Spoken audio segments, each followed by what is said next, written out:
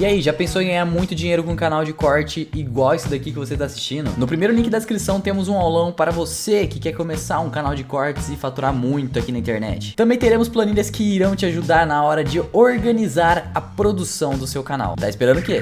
Na minha opinião, essa é uma das características mais marcantes da minha personalidade. Eu sou uma pessoa que gosta de expor as minhas fraquezas. Eu gosto de torná-las públicas. E quando eu torno as minhas fraquezas públicas, de alguma forma é mais fácil. Eu consigo lidar melhor com elas do que escondendo elas. Porque a frustração, a tristeza, a má memória, a má lembrança, quando elas são guardadas, elas se tornam neurose, elas se tornam depressão, elas se tornam um sono ruim, elas se tornam uma vida ruim. Aquela pessoa que guarda aquele segredo, aquele cara que guarda a raiva do próprio irmão porque em 1986 ele roubou o Escort dele quando eles dividiram tudo e compraram um laticínio que quebrou. Não, porque... E aí todas as vezes que o cara bebe no Natal... Não, porque o Roberto, em 86, no nosso laticínio... Puta que pariu, cara. 1986, você ainda carrega isso com você, né? Às vezes o cara tá bem sucedido. Nunca vou perdoar. Nunca vou perdoar. Nunca vou. Esse cara vai morrer comigo. É um peso muito grande pra carregar. Em contrapartida, quando eu viro pras pessoas e eu falo, olha, eu fui alcoólatra. Tomava 60 litros de cerveja todo mês. E eu tenho certeza que esse número, eu erro ele pra baixo.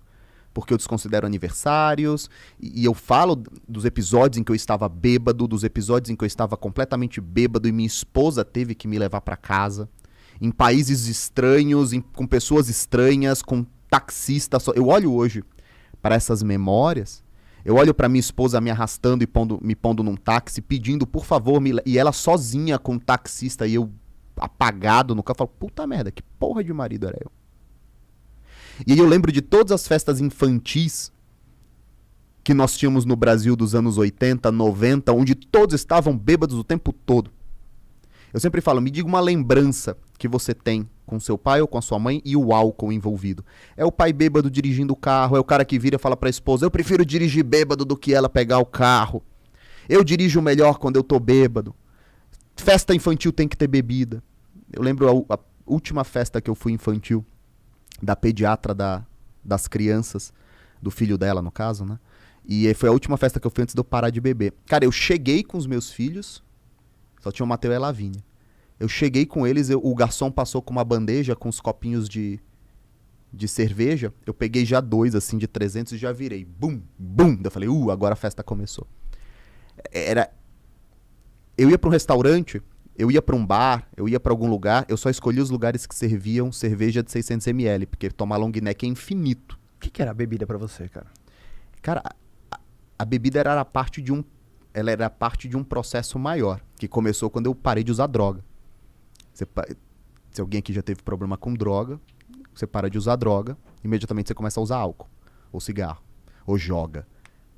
Todo aquele buraco mal resolvido que você usa a droga como escape ou fuga, quando você para de usar droga e você consegue ser um dos poucos felizardos que vão parar de fato a vida toda de usar droga, imediatamente você vai ter problema com alguma outra substância. E pra mim foi o álcool, então eu não bebia.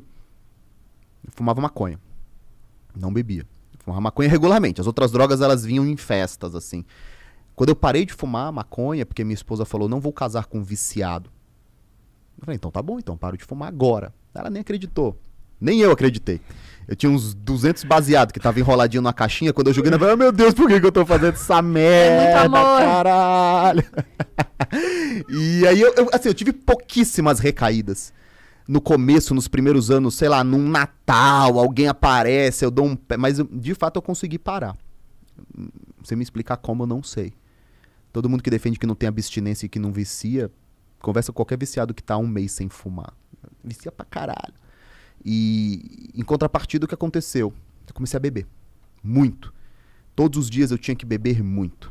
Só que eu era o pior tipo, eu era o tipo de bêbado mais difícil de se corrigir. O bêbado produtivo. Eu tenho muitos na minha família assim. Eu vim do Nordeste. Todo mundo no Nordeste tem alguns parentes que tem problema com álcool. E qual é o pior tipo de bêbado? O produtivo. Porque ele vira e fala assim, eu nunca faltei um dia de trabalho. Eu pago todas as minhas contas. Então ele acha que não é problema. O que você tem a ver com isso? Então, eu trabalhava na minha empresa, atendia 47 clientes, meu negócio estava crescendo, eu era casado com a minha esposa, e à noite eu bebia.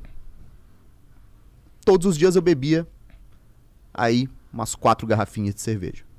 Que problema tem nisso? Eu vou ali no bar, compro as garrafinhas, porque na minha cabeça a geladeira do bar deixava a cerveja num grau melhor. Então eu ia todo dia num ritual. É um ritual, como quando você é viciado em maconha, bolar teu baseado é um ritual. Você senta, liga a TV. O meu era, eu sentava, ligava a TV, eu ia no McDonald's, pedia uns 4 pequenos preços, assim, caralho, hoje eu vou fumar e comer essas merda, vai ser bom demais. E aí eu bebia minha cerveja, instantaneamente eu dormia. Pum. Que nem uma pedra. Passei anos sem sonhar. É uma coisa que eu sempre sonhei muito. Desde que eu comecei a beber, eu deixei de sonhar. Eu acordava de manhã, não existia mais ressaca, porque alcoólatra não tem ressaca, alcoólatra já vive de ressaca. E começava a trabalhar, e trabalhava como um cachorro. Trabalhava bem. E quando ia dando 5 horas da tarde, eu... caraca, o que vai ter hoje? Hoje vai ter UFC? Bebê. Vai ter futebol? Bebê. Hoje vai ter um programa? Bebê. Lançamento Netflix? Bebê. Vai ter a festa com algum amigo? Bebê. Então era sempre assim. E se não tivesse nada... Você arrumava um evento. Bebê. Bebê. E... eu lembro de um dia... isso eu nunca contei pra ninguém. O quê? Eu lembro de um dia que eu tava sem nenhuma cerveja em casa. E eu tava só com cartão. E o bar não aceitava o cartão. E eu morava num lugar meio afastado. Não tinha como tirar dinheiro. E aí eu comecei a procurar em casa... alguma bebida que eu tivesse esquecido pra beber. E eu lembrei que há muitos anos atrás, um tio meu, quando eu estava lá na casa do meu pai, me deu uma garrafa de uísque que eu coloquei numa lata, esqueci, tudo você ia lembrando. Eu comecei a procurar essa lata. Cara, eu encontrei, a garrafa tava na metade, tinha evaporado já. Uma garrafa zoada, suja já, tava há anos guardada errada, não era uísque armazenado. E aí, cara, eu peguei a garrafa, coloquei o copo, tomei, pum, tomei outro, pum, tomei outro, pum, deu, agora eu posso dormir. Então, assim, eu era um alcoólatra mesmo. E o álcool cresceu como substituto da maconha. E aí, de repente, eu decido parar de beber também. E foi muito mais difícil parar de beber. Como foi essa decisão? É muito mais difícil. Puramente estético, eu tava gordo demais. Eu bebia muita cerveja, comia muita tranqueira, fiquei muito gordo. Comecei a sentir dor na lombar, me sentia muito mal. E eu decidi, cara, eu vou parar de beber. Só que eu não vou conseguir parar de beber sozinho. Então eu vou começar a fazer exercício, pouco a pouco eu paro. Aí durante muitos meses eu fazia exercício e continuava bebendo. Uhum. Aí eu ficava feliz, porque eu tava bebendo e não tava engordando. E aí eu trocava cervejas, eu gostava muito de uma cerveja, Serra Malte, eu parei de beber. As pessoas que me seguem há mais tempo, elas me davam Serra Malte de presente. Que eu sempre bebia Serra Malte, sempre bebia Heineken. Eu comecei a beber cerveja que eu não gostava tanto, para diminuir o volume. E pouco a pouco eu fui parando. E é engraçado, porque eu sou o viciado que consegue parar de fazer as coisas. Então eu falo, eu tive uma grande sorte. Tem um filme com Nicolas Cage chamado O Senhor das Armas ou O Senhor da Guerra, não lembro Senhor agora. das Armas. Ele tinha um irmão e os dois cheiravam cocaína. E tem uma cena onde o irmão tá indo pra uma reabilitação. E ele fala, por favor, a última dose. E ele põe no braço do carro, assim, um pouco de cocaína e o irmão cheira, aquela cena meio rasteira, aquela cena meio depressiva. E aí o personagem pensa e fala, eu nunca vou descobrir qual é a diferença entre aquele que usa recreativamente e aquele que se afunda nas drogas. Porque o irmão, claramente, ele tinha controle. E eu falo, cara, eu sou uma história, uma exceção, porque eu, de fato, consegui parar de fazer as coisas. Parei de fumar cigarro, parei de beber, parei de fumar maconha, experimentei tudo, experimentei crack e nunca me fudi. Assim, deve ter me fudido pra caralho até aqui. Mas dei certo.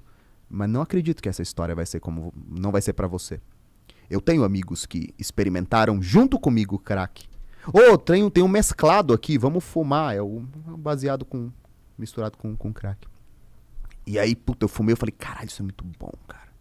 Isso é muito bom, muito bom, muito bom, muito bom. Caralho, já acabou.